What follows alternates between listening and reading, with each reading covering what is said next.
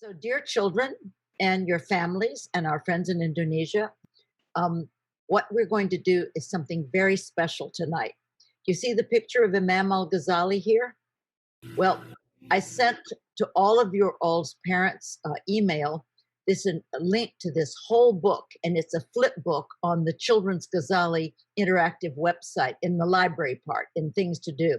So you can go and look at this beautiful book, because I thought we'd just do a quick review, not of this golden book, but of his life, because this relates to what we're going to be talking about tonight. Just a minute. Oh, that's gotten pushed down over here. Push that up. There we go. All right. All right. Do you see this man here, children?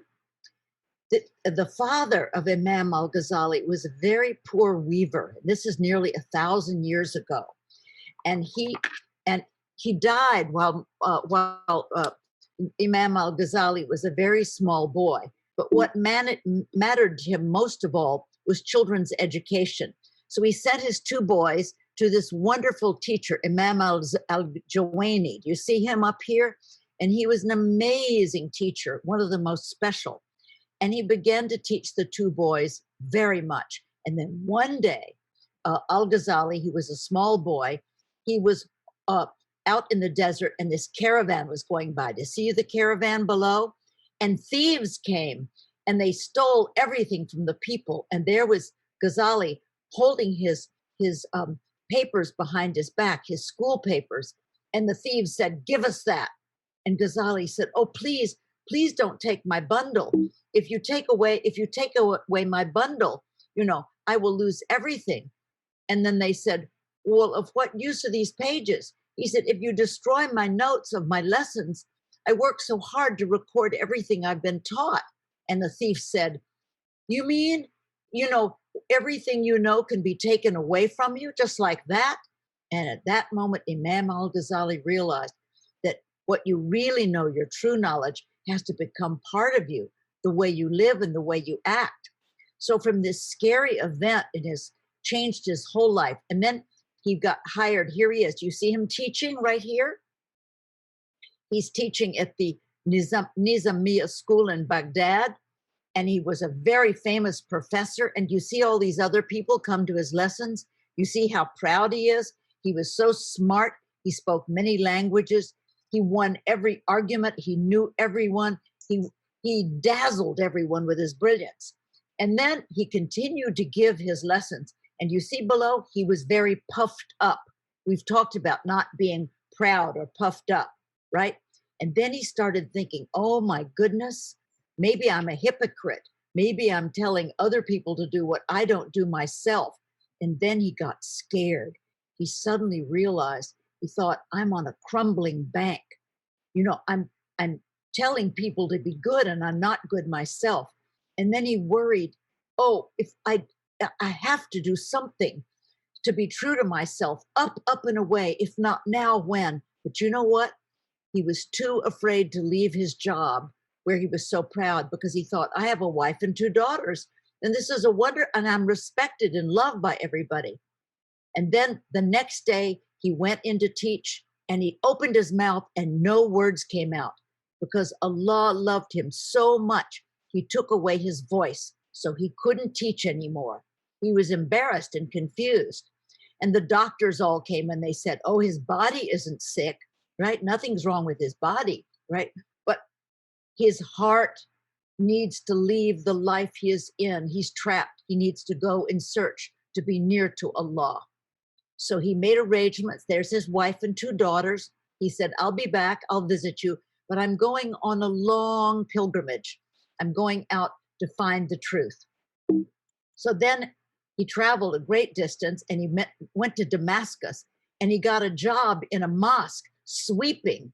This great scholar became a janitor, and he started learning what it was to be humble and empty. And many times he was tempted to talk to people in the mosque and show them how smart, but he didn't do it. And then later on, he went to Jerusalem and to Mecca, and finally he came home to his family, and he wrote this wonderful 40-volume book called the Ihya Ulumuddin, the Revival of Religious Sciences. And that is, we're studying right now today, book 2 of this great book. You've studied book 1, the book of knowledge. You've done 3, 4, 5, 6, and 7, but now we're going back to 2. Now, a friend of mine, her name is, she's an Egyptian named Farida, and she made this cartoon. What is the meaning of life? And this is in the workbook of workbook 1. You must ask yourselves, children, what is the meaning of life? The city. Some people live in a city. Oh, she said, it makes me forget. To breathe, it seems undegradable, unchangeable. I eat my way out of it, but nothing seems to fill the void inside of me. Sometimes a voice echoes from within telling me, look for meaning, but that I'm not just a zombie, a walking creature. My life in 4 steps. I sleep, eat, work, and watch TV. I'm like a hamster on a wheel, a puppet pulled on a string. I don't mind living this way, only if I could only stop asking myself these questions. Why was I born? Why am I here? Why am I going to die? Beats me. Is it for money? Is it for fame? Love? Do I get to take it all with me when I die? Where do we go after we die? Gasp! Let's ask Imam Al Ghazali. So this book, The Book of Belief, written by Imam Al Ghazali, this is the children's version, will tell you many, many different answers. I have to tell you all, Ghazali used many imaginary tales and beautiful stories and metaphors to illustrate really deep concepts and ideas. Remember, we talked about the ant and the pen? That story tries to help explain how God knows and plans everything that will happen to us. Well, in this book, the Imam uses the image of small plants, which grow in our hearts into magnificent trees, to illustrate how doing beautiful deeds will nourish our inner growth and later produce beautiful fruits. His metaphor for polishing the heart makes it easy for us to imagine the process of self-observation and self-correction. In this book, he is going to explain to you, children, very deep concepts about this life and the next life. So we decided that the Imam would make an imaginary visit to the children to answer their questions. Even though he died 900 years ago, as you know, his teachings are coming to us right this minute. They're timeless. They're not stuck 900 years ago, right? So in the following story, the children pretended he came back to them through a magic door from the next world to answer their questions. Real learning, children, and truth aren't bound by time and space. So we're very blessed to still have the help of Imam Al Ghazali with us right this minute in learning how to polish our golden hearts. The children had been playing outside. Their mother called them in for prayer. They made wudu very carefully, like you all are doing now, and they prayed in the special place they prayed in their home. And all of a sudden, they finished their prayers, and they were feeling very peaceful. They didn't feel like running back out to play. And all of a sudden, one of the children saw a magic door open and light coming through. They could see a kind-faced and beautiful man descending into the room. As he stepped down onto the carpet, the special door closed and completely vanished. Peace and blessings be upon you, children. I am Imam Al Ghazali. I have been noticing that you are very good young people and also that you have many questions. So I have come to visit you. Go to the next. So these are the questions that are going to be answered by Imam Al Ghazali. No matter what century people live in, many people, like all of us, have the same questions about what life means, why we are born, what we must be doing during our stay in this world. Children, don't you wonder about these things? Why were you born and what we're supposed to do? Yeah, you do, don't you? Yeah. So these children exclaimed, "Oh, Imam Al Ghazali, we're so grateful for this help. We were worried that we couldn't understand deep matters, what really matters. Now, our very first question, our very first, oh, I'm going back. Our very first question, dear Imam Al Ghazali, is we often hear our families saying, saying, La ilaha illallah. That means there is no God except Allah. But what we want to ask you is who and what and where is God? Now, if there are any mothers and fathers here, if your child said to you, Mommy or Daddy, who and what and where is God? How would you as a parent answer them? In fact, it's hard for any of us to answer that question, but Imam Al Ghazali makes it very simple. So now, children, you're going to hear the answer to these amazing questions. All right? Well, there we go. Oops. And then, just remember that the reason it's impossible to explain who God is because words aren't able to do it, right? But our special hearts can understand, even though our thoughts and minds can't grasp all that's real and true, but our hearts can. There is nothing like Allah. He has been here forever, before anything came to be. And before all these things, he chose to create. Look at the picture here. Look at all the things Allah brought into this world. Everything you know about can come to an end, can't it? Like the horse there, the stream there, the tree there, like a flower or a bird, but not Allah subhanahu wa ta'ala. He's aware of all that goes on. He knows even what a tiny, busy little ant is doing. I have a lot of questions. Oh, I'm glad you do. We'll go through the story and then you can ask your questions. Like, how did Allah even come in the world? Was he like already there? Or? Yes, he made the world. He's before the world. The world is one little thing he's brought into being. The universe. Was he even there? Was like always there? Yes, always there, forever. He's outside of. He has no beginning and no end, beyond time. How did he come? He created time. I don't know. Well, we'll keep going here. All right. So then the little girl Maha said, she said, he seems like a powerful person creating all these things. The Imam said, indeed he does, because we think about him in ways that make him seem human.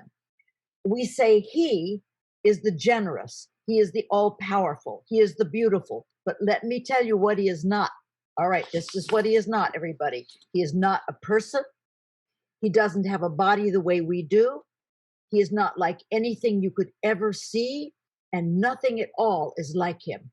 Now, we refer to him as he. We say, Allah, he did this, he did that. But Allah is not a he or a she.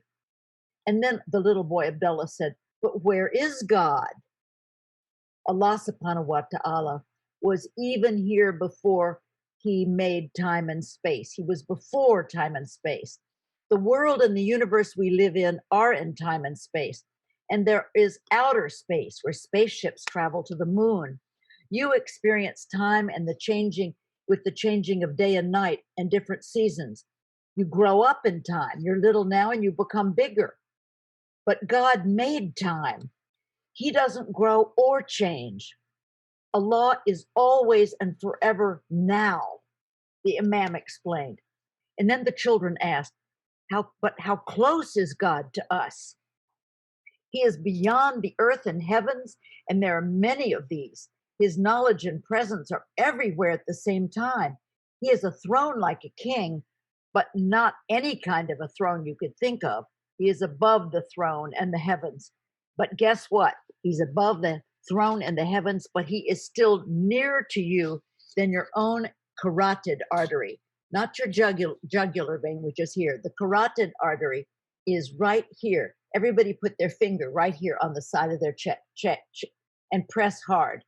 Now, you can feel your heart beating because what's happening is from your heart, oxygen is being pumped up to your brain, right? It's going, and that's what you're feeling right there.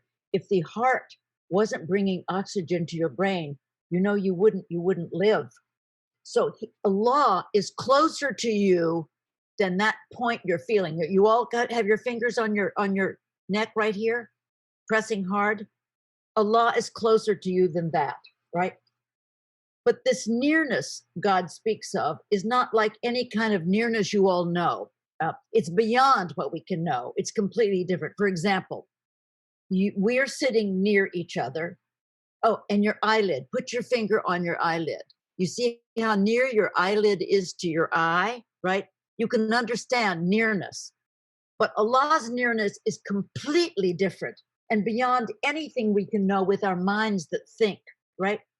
And then little Abdullah said, so there are different limits to what we can understand with our brains. Indeed, said the Imam, to know God, one has to open one's heart to special knowledge that seems to go beyond our understanding. Now you see this.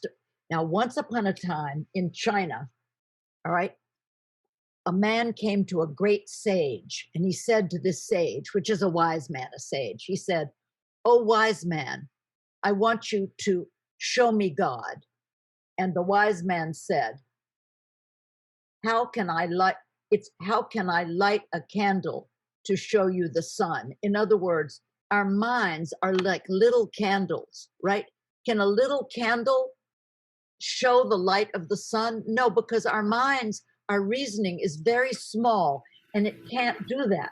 So you have to remember that your reasoning can't understand everything, right?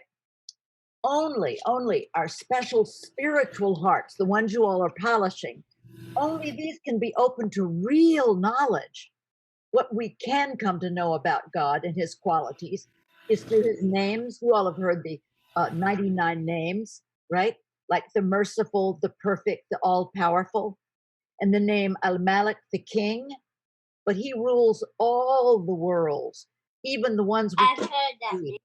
yeah, the worlds even where the angels are. And the Quran mentions, right, the face and hand of God. But these aren't like ours. They're just examples to help us understand.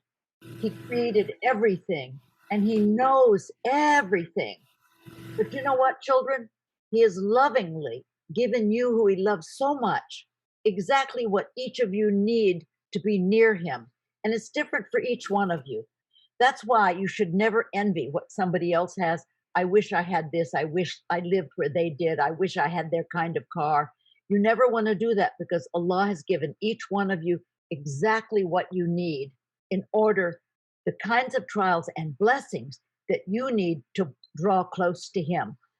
So little Yusuf exclaimed, "Oh, now I see what's going on. We don't have to worry ever because God has put everything in perfect order for us. As long as we try to do what God asks us to do and do the right thing toward others every day in our lives, then we will be doing what God wants us to do. We'll be fine if we keep trying to be good. He is always with us, caring for us. No need to worry. We can trust Allah."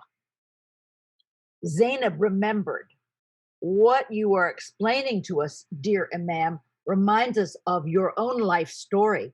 We children will never forget how one day when you were teaching, Allah subhanahu wa ta'ala took your voice right out of the middle of your lesson and no words were coming out.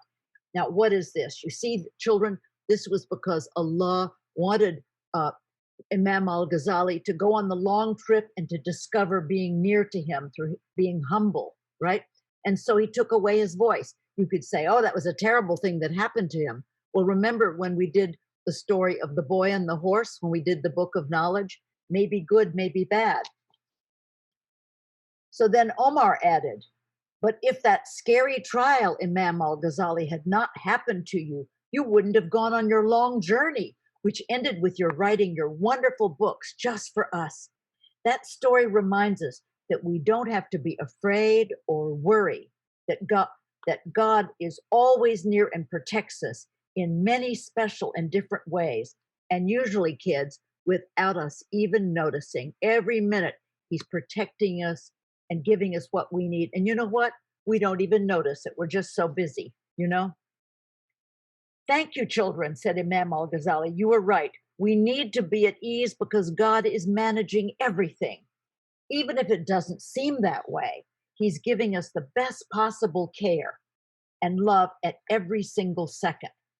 Suddenly, one of the children noticed a black ant creeping on the black marble floor and exclaimed, I bet God doesn't know about this tiny ant. The Imam said, oh, but He does. He is even aware of a tiny atom, a seed blowing in the wind, or a speck of floating dust moving in the air.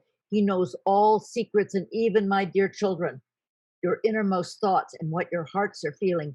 He is always here with you. Nothing can happen that He has not already decided. Whatever Allah wishes to happen in this world and in the world of the angels will happen exactly as He chooses. Now we hear about often that God hears and sees and speaks. So Omar said, can God see us now and hear everything we are saying?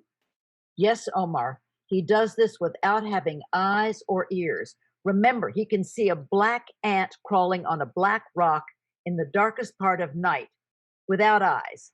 And it doesn't matter how far away a sound is, He can hear it, even if it's on the other side of the world, children. God isn't like us in any way. Glory be to God. And when He speaks, He does so without a tongue or lips. He has sent books to us through messengers, prophets like Moses and Jesus, and the prophet Muhammad, peace and blessings be upon him. Peace and blessings be upon all of them.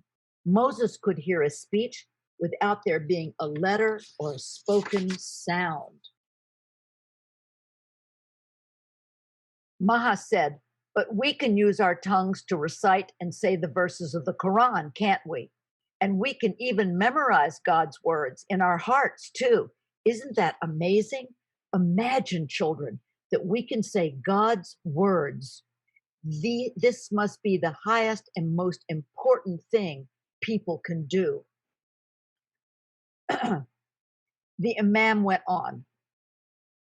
Well said, Maha. God doesn't need to do anything, but He's able to create everything, and so He did. We wouldn't be here unless He had brought us all into being. God also made the heavens, the earths, the angels, and the animals.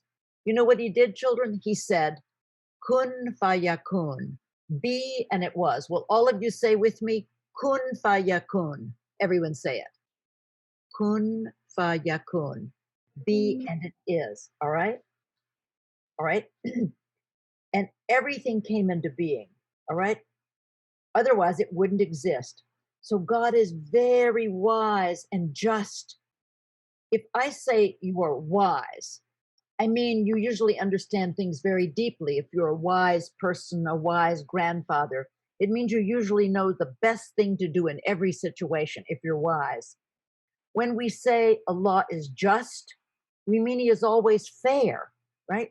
But sometimes we might not be able to understand His fairness. This is because His justice is not like ours. We may think something that has happened to someone isn't fair. Maybe someone in our family is very ill. Maybe people died in an earthquake. But Allah knows everything about each of our lives and which blessings and which trials are most needed to bring about the highest and best in our hearts. So if something that hasn't happened, if something that has happened doesn't seem fair to you kids, you just need to trust God's wisdom over all things. Just trust. Of course. Yes? If I'm ever sad that like I'm learning something and I want to do something else, I just think that I'm the chosen one, that Allah chose me to learn about Him in this blessing, so then I get happy. You are so wonderful. You're so bright and beautiful. I just love getting to know you. This is such a pleasure. So Bilal said, of course, if Allah made each thing and each one of us in a perfect way, everybody, and then we don't think what happens is fair, that's not very smart of us, is it? No, said Khadija. Our minds and brains are very tiny. Remember, like the candle, right? How could we know what Allah has planned to do with each of our lives and to help each of our golden hearts. But look at our beautiful world. Whatever he makes has a special beauty. Look at the elephant. Look at the goose swimming. Look at that beautiful lion and those sheep, right? Everything has a special purpose. And if we can't understand why things happen, we can certainly trust our Lord and Maker, right?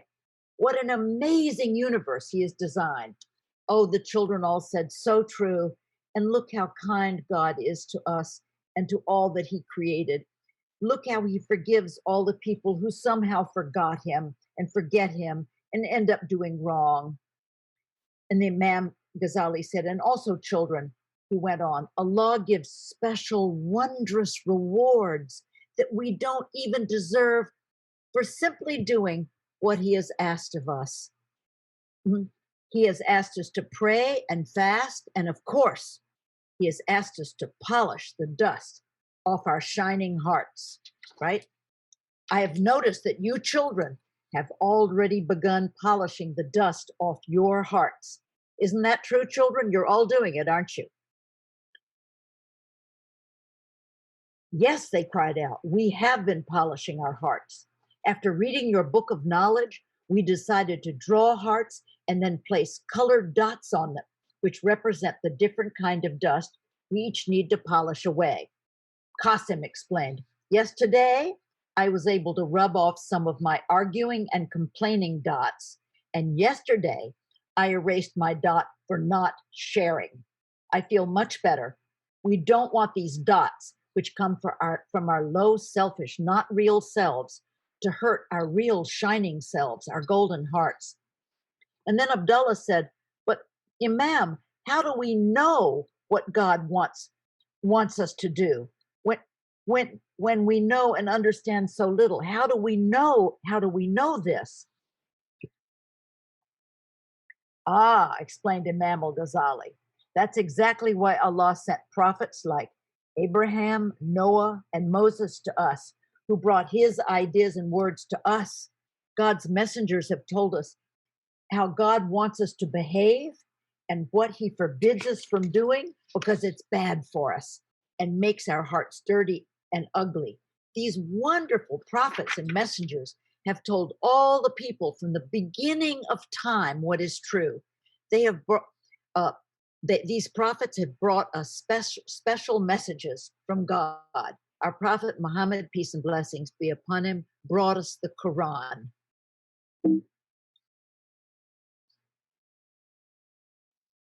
Maha replied, yesterday you explained what it means when we say, La ilaha illallah. There is no God but God.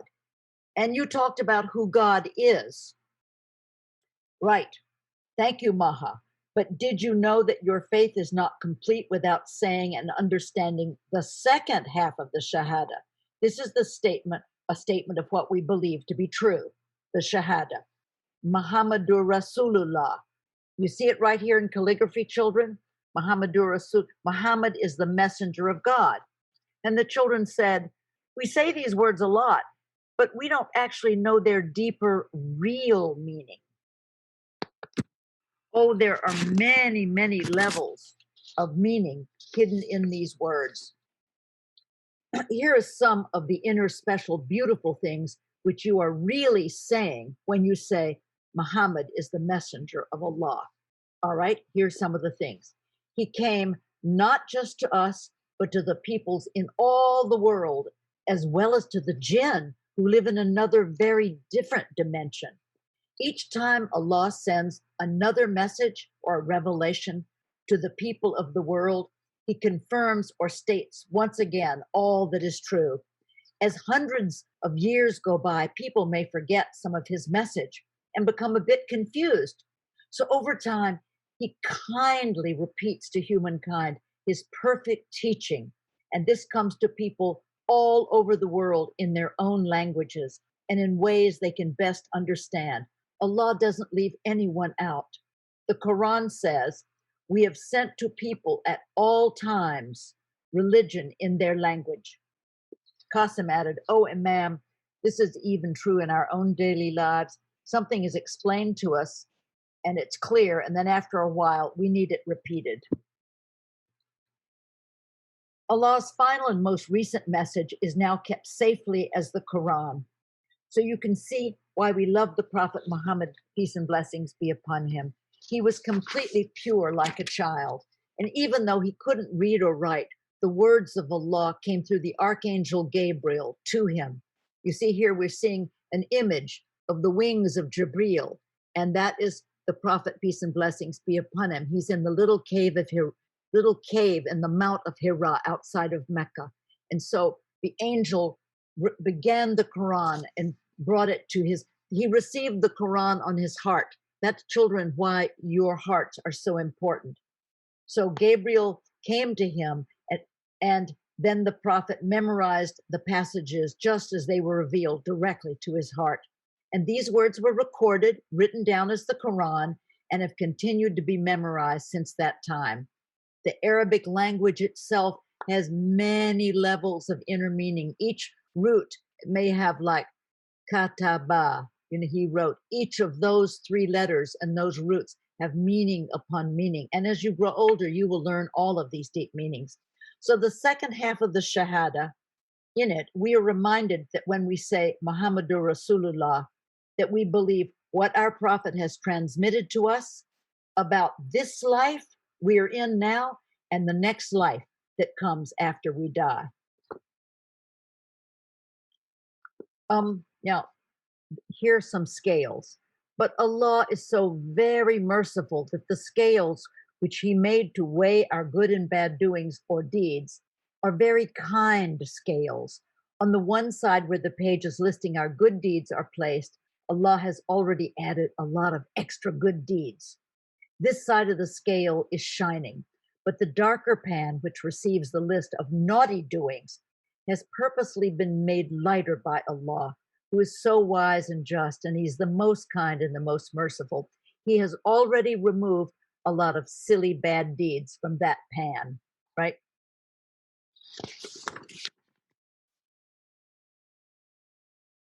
The Imam continued to explain, children, now listen carefully. We're now talking about what happens when you die. So after we die, we've just been buried, two special beings named Munkar and Nakir. They will ask each one of you these questions. Who is your Lord? What is your religion? And who is your prophet? Miriam exclaimed, well, we already know those answers, don't we? Allah is our Lord, Islam is our religion, and our prophet is named Muhammad. The children said, is that all? Which the Imam nodded, yes, that's all you will be asked. Imam Al Ghazali added, and what happens in this life if you do something very bad or wrong? Ahmed spoke up. In order to make sure we don't keep on doing bad things, our parents or teacher may punish us. This gives us a little time to think about how bad our behavior was and to change our ways.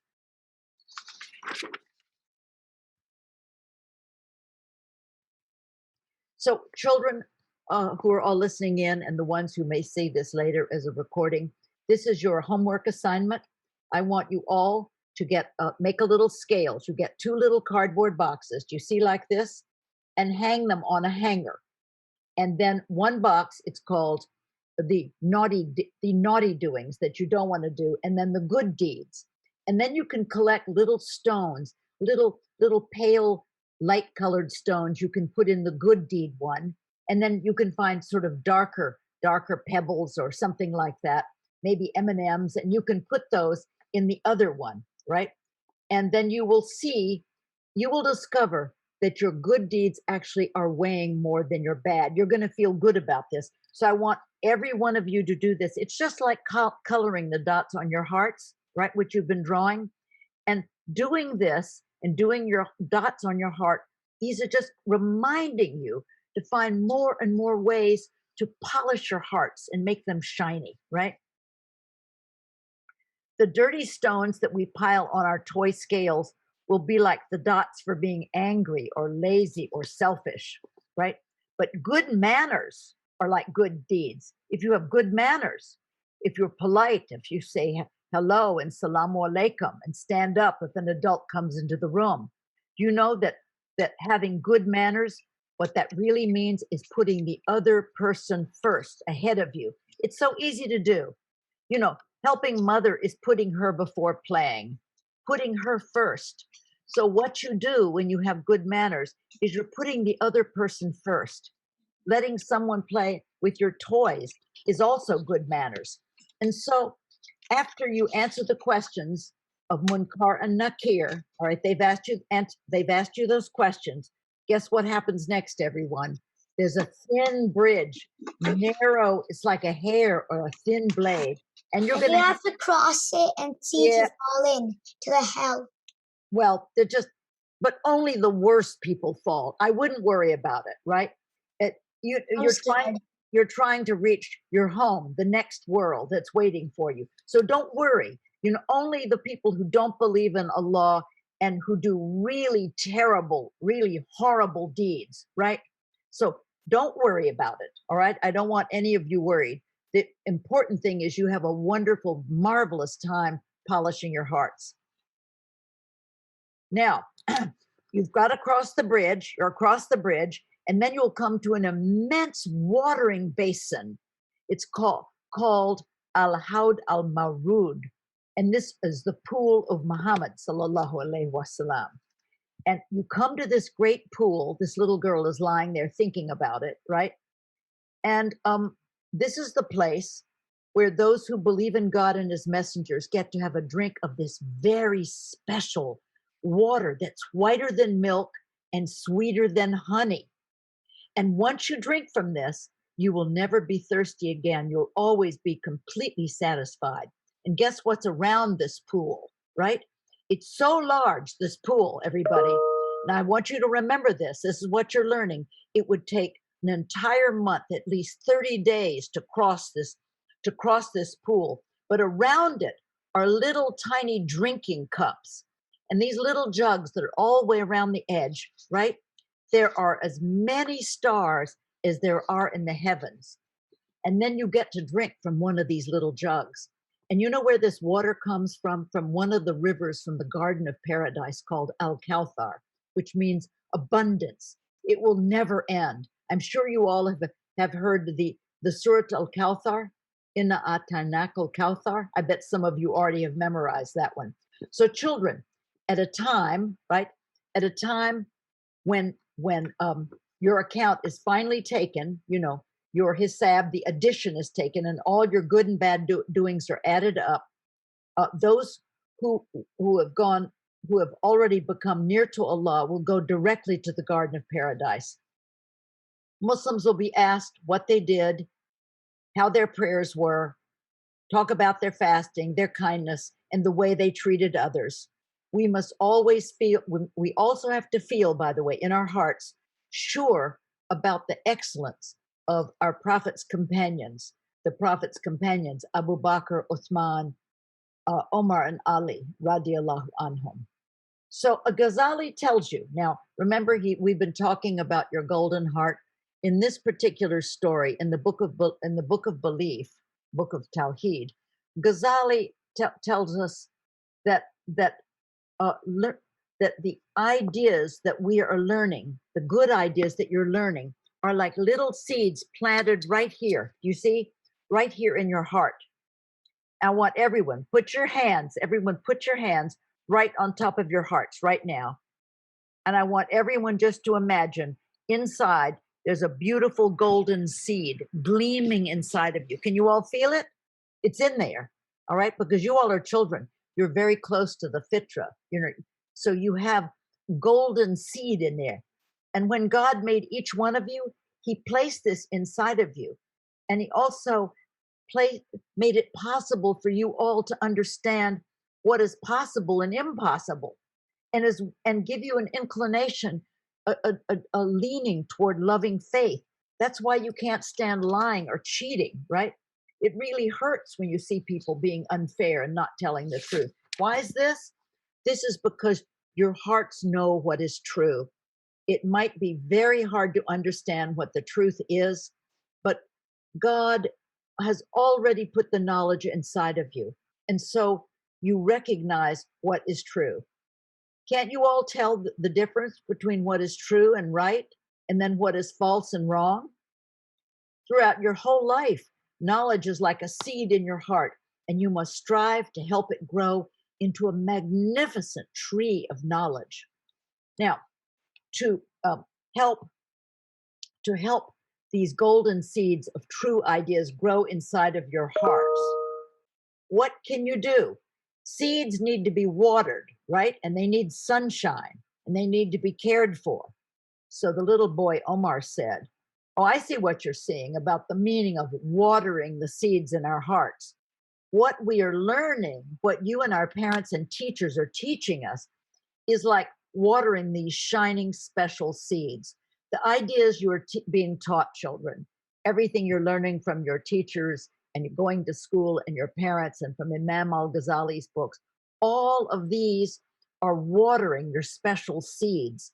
These ideas, you know, will help you become stronger, and as you grow, as the seeds grow." And I have a Omar, comment. yes, go ahead, please. I'd love your comment. I just wanted to tell you that I homeschool. Oh, that's wonderful. I'm so glad you homeschool. That's really good. Yeah. Kindergarten. Oh, that's wonderful. Aren't you lucky? Aren't you really? You're so blessed. Really. You're fortunate that your parents can make that possible for you, you know. I'm in 4th grade. Oh my goodness. Oh, that's wonderful. That was Zahra, right? Yeah, my brother homeschools too. Oh, thank you, Zahra, for telling us this. That's really wonderful. So I'm sure all the wonderful things you're learning, these are like watering the golden seeds. The ideas that are in your heart are becoming stronger and growing because they're getting all kinds of support and sunshine from all the teaching you're getting at home. That's really wonderful. So think of it this way. The first things you are learning are like planting seeds in your heart. So how can you water them so they get very, very strong? Okay, some of the ways you can water them is do your prayers at regular times. You can study the Quran and Hadith. You can sit with beautiful elders, with your grandparents and lovely people in your community who are at peace with themselves and with Allah subhanahu wa ta'ala. And you can try and be peaceful like them. Look at them and see if you couldn't start to imitate them. Remember in the last book, we were told in the book of Hajj that when you're circumambulating the Kaaba, you're following along with the angels who are in the next world, the Alam al Malakut. You're circumambulating with them, imitating them. And then Ghazali said, we become like who we imitate. So if you see beautiful people who are kind and very noble, imitate them, right? So all of these kinds of things are going to help to water your seeds until they grow and become stronger and stronger and turn into a goodly tree. The Quran speaks, Surah 14, a goodly tree whose roots are firm and branches are in heaven. This is what your knowledge is like a beautiful tree. So look, if the tree, here's this little boy, right? He's got a little plant growing. It said, these good ideas growing in this boy's heart are becoming a great tree. You could color this. It's in your workbook, by the way, that you have. This comes with your with book 2. It's the workbook. You can add fruit, all the good that comes from your good ideas, right? So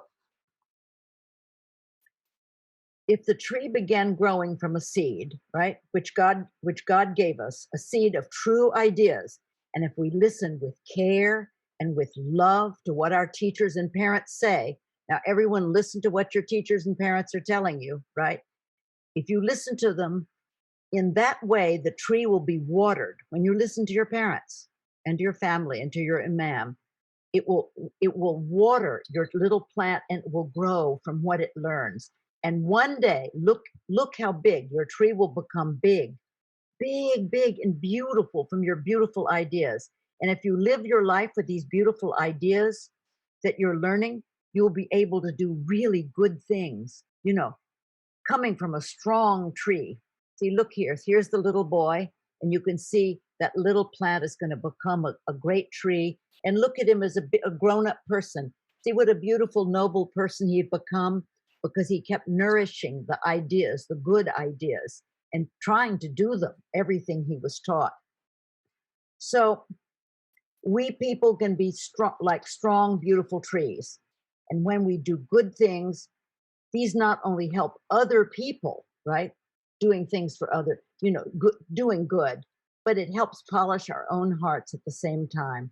So you see, the fruits that come from good learning and good doing are not just helping us to have good lives, but they're also helping us get ready for the next beautiful world where we will all be going together, right? And then what the children said, but how do we even begin to help our little trees grow? We are only children.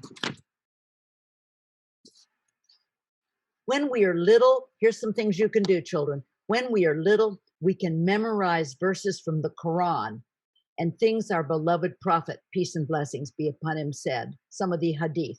While we are small, it's easy to memorize. It's hard for someone my age, but you all, it's easy to learn things by heart. This is the perfect time for you to learn these beautiful passages and plant them in your heart, ready to grow. You may not understand all the words yet or what they mean, but later you will. But what you need to do is get these beautiful Quranic passages memorized in your heart. Remember, these are the words the Sayyidina Jibreel, the angel Gabriel, said. You'll be reciting those very words in your heart. Angelic, right? The little boy Bilal said, I have been given a life, and this is my own garden to take care of. My teachers and my parents are giving me seeds to plant in the middle of my garden. And also they're giving me advice about how to keep my garden weeded and watered. Imam Al Ghazali speaks about weeding. You've seen weeds outside. The weeds get around your plants and flowers and they kill them off. They strangle them, right? And then the boy Ahmed said, the weeds smother little plants and try to kill them. So children, we must watch carefully out for thoughtless doings, which are like bad deeds. Be on alert. Watch all the time. If you start doing something silly and ridiculous and naughty, realize it's like a weed. It's a weed trying to strangle your beautiful little good growing plants. And Imam Al Ghazali said, your life, children, is a gift that God gives to you. Now, children, suppose you gave your very best friend a nice gift, and that friend threw it on the floor and just crushed it and stepped on it. How would you feel if that happened, children? Wouldn't that be terrible? If you gave your friend something and they just threw it on the ground and stepped on it? So imagine Allah has given you this beautiful life and all these possibilities, right? So you don't want to waste your lives. Your lives have been given to you by God. So you don't want to waste them. These are your lives, and you don't want to throw them away. You want to use them for what they have been intended. Allah wants you all to return to Him pure and happy as you are right now, and to enjoy beautiful, beautiful lives. We're just at the end here. So just ending right now, so I want to wind up. So Imam Al Ghazali reminds you, everybody, he says, children, don't waste your time by getting into a lot of arguments about religion. Sometimes parents and people and scholars, they argue over, they go on and on arguing about different points, right? They discuss endlessly and they argue, right? And sometimes they get full of pride and then they start disliking other people for different ideas. Imam Al Ghazali says, and he wrote these books, not for children, by the way. He wrote these for people our age and scholars. He was telling them not to do it. But you're finding out now about these ideas, so you won't do them either. You won't, all right? So he says, focus on what you are learning and on doing good, right? And on being kind and thoughtful. Don't be angry or upset. Be happy, be the happy people full of shining light that you already are. And he said, sometimes it might happen, it might happen that someone has misunderstood something in religion, right? And your parents very kindly, very sweetly and calmly will tell them what is correct, you know, so not in a mean way, and in that way they are able to help a person who might be full of doubt. Always use gentle words, right? Don't feel proud, right? When if you really want to be helpful, be gentle and not proud. The Quran, our holy book, is filled with good reasons that can help people understand. All right, here's an example. There have been some people who have not believed that we will have a next life after we die. All right, children, I'm sure you will run into many kids who say, I don't believe that there's a next life. I don't believe there's a next world after we die. This is all there is. There are people who actually think like that. But you know what the Quran says? It explains that God, who created everyone in the first place, right, can bring them back. He can bring them back to life again.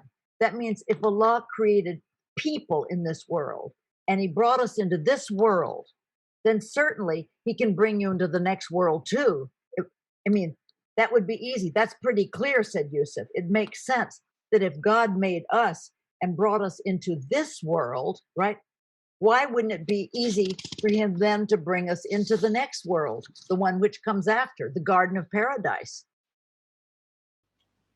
And, added Maha excitedly, we learn from your book of knowledge that we have a false lower self or ego, the nafs al-amara. It only thinks about itself and not others.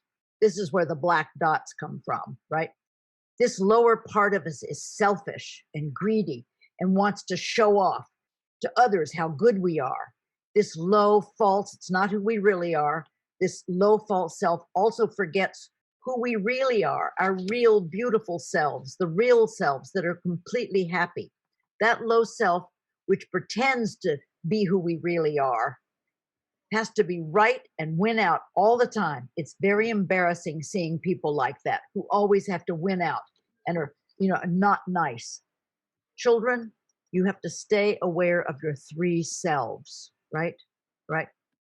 You have to stay of your three selves.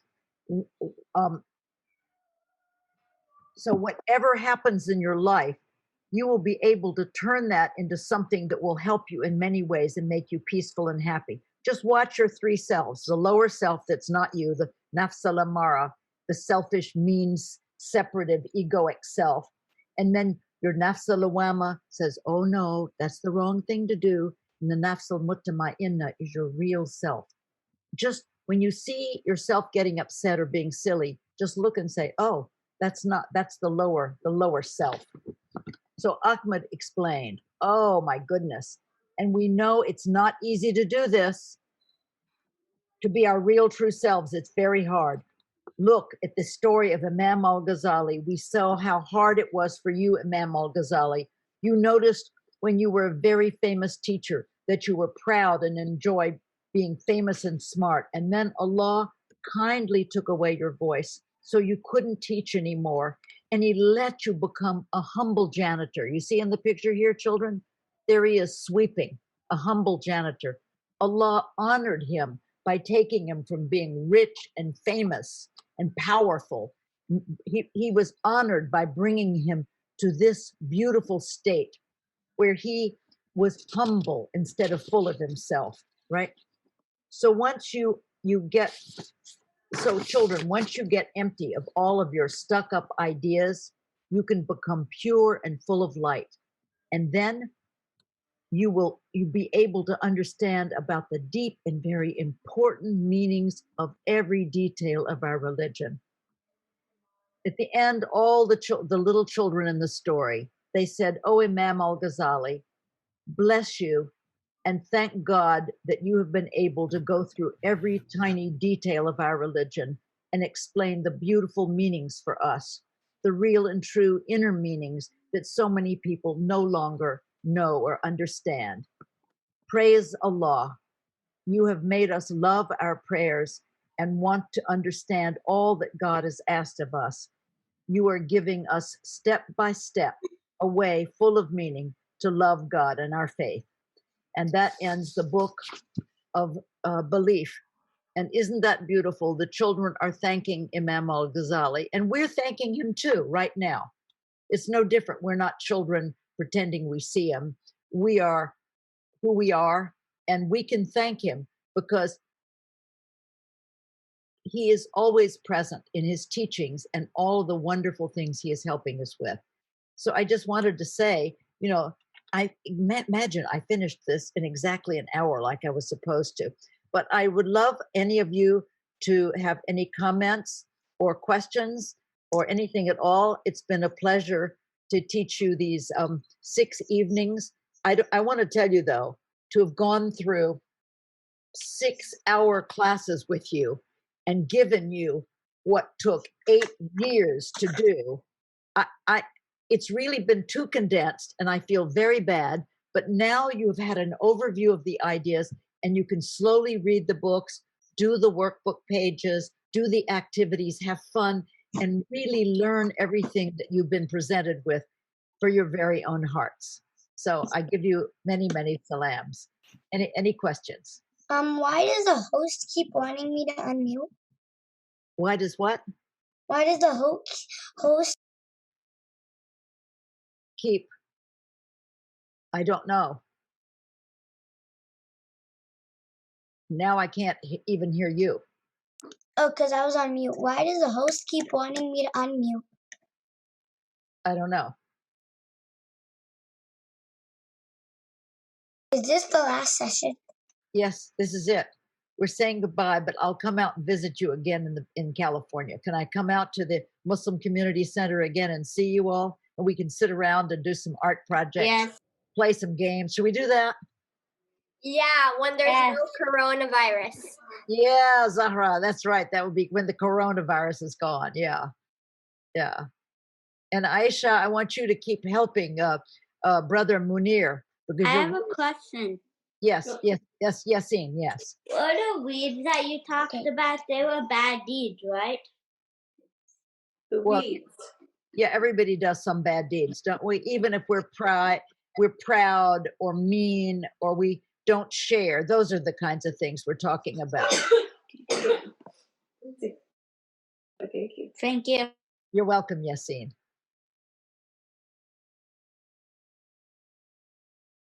Any more? Something you can all do. If you go on the Children's Interactive GhazaliChildren's.org website, if you go to things to do, you'll find a section where children have sent in videos. I wish you all would make videos of doing the wrong thing and then doing it right. But one little boy out of Legos made a little Lego car going along. Wait, I can get rid of, stop. I can stop sharing here. Oh yeah, oh here I am, yeah. So he made a little toy car and it's going along like this. He's going yin, yin, yin, yin, yin, yin, yin, and it hits a Lego tree and he's dead. And then he made out of Legos a little grave, and then he has the 2 beings coming to question him. Who is your Lord? What is your religion? It was really funny. I hope you all will go online sometime and on the website. And there's it starts with a beautiful heart walking along and it's got a brush and then jealousy jumps out and it brushes off jealousy. And then you can go and read the books like the flip book that I hope you read of Imam Al Ghazali's life. There are other books and there are many things you can do. And I would love it if you all became part of the community and made little videos like some of the hilarious videos you all will see and you could send in. One little girl from Pakistan, she's from Sialkot, Pakistan, and she has pets, white peacocks, and she had a beautiful silver dress, and she had her dolls go to a doll luncheon. She brought them in a doll car, and then when they left, they talked badly about the hostess. They said, oh, her food was horrible. She didn't look very pretty. And then they thought, what did we do? We were backbiting. So they turned around and they went all the way back and they went to her and they said, we are sorry, forgive us. We apologize for saying something wrong behind your back. But some of them are really Some of them are really funny. There's the one of the two girls that are playing around, and they're doing cartwheels, and one of them falls in and breaks the mother's vase. And they said, "Oh, mother is going to be so angry, so upset." And then mother is coming, and mother walks in and said, "Who broke my vase?" And they said, "Oh, little Ahmed there, the little baby boy on the couch." He went, "No, no." And then the girls thought, "What did we do?" So they go into the mother and they say, "Mother, we lied. We're sorry. We broke it. We will try to fix it. But we want to tell you, we apologize." And the mother loved them very much for being honest and asking forgiveness. But you could make films like this and you go and see what kids have sent in. You're just going to laugh. You're going to really laugh. So I hope you all will do that. Like little plays with my friends? Yes. You can take an iPhone and make little videos. Go and look at a lot of them and you'll get ideas what you can do. They're really funny. I hope you do that. Yeah. And I hope you get a chance to go through all the different workbooks and fill in the blanks and have your mother go through the activities, and maybe for each chapter, come up with some really fun activities you can do. You know, one of the great activities is, I think we talked about this last time, is that good thoughts and bad thoughts. Remember, we talked about the good thoughts that the angels have in your mind, and if you have bad thoughts, it's like barking dogs scaring the angels away. That if you have a good thought, you're supposed to act on it right away. Don't wait. There's waswisu, like the lower things come in and say, maybe you had the good thought, "I'll go and help mommy now." And then the thoughts say, "Oh, go and watch TV instead." If you have a good thought, quickly do it, because the bad thoughts from the lower self are trying to ruin everything for you. So really look at your good thoughts, and the second you have one, like, go and do it. Well, I've loved being with you, but this isn't the end. This is just the beginning. Let's just check in. Maybe next year we'll get together. You all are older, and you can tell me what you've learned from your work. And everybody, please write to me. Please send videos. Be in touch anytime. Anybody else? Any mom or dad? Maybe I could try making videos. I would love it if you did. You promise me you'll do that. That would be so beautiful. Inshallah. Inshallah. I have some Minecraft characters I could do. Could you do that? Oh, that would be wonderful. That's wonderful. It's Jabril. Your name is Jabril, isn't it? Yeah. I love that name. Isn't that a beautiful name? It's beautiful. Mm-hmm. The name of an archangel. I mean, isn't that wonderful? Mm-hmm. What's on your t-shirt? What's on your shirt? A monster truck. A what? A monster truck. I thought you said that. Yeah, look at that. A monster truck. Oh my goodness. My goodness. Well, let's see. Zahra, would you like to say something? I think my video will be funny because I'm kind of a funny person anyway. Oh, I can't wait. I can't wait. That'll be great. And what about Hayan? Are you there? Maybe not. Well, shall we call it a night? Shall I go off and finally go to sleep? It's been wonderful being with you all. And you're just a real family to me. So I'm sending you so much love and so many salams. Thank you for teaching us. Assalamu alaikum. Wa alaikum salam. Thank you. Assalamu alaikum. Oh, thank you so much. Thank you. Oh, thank you. Thank you. Oh, you thank you so much. Many blessings. Thank you so much. Thank you, and I love you all. Thank you for taking the time out of your day to do this for us. Oh, thank you. What a nice thing to say. Thank you. Thanks. Alaikum. Wa alaikum salam.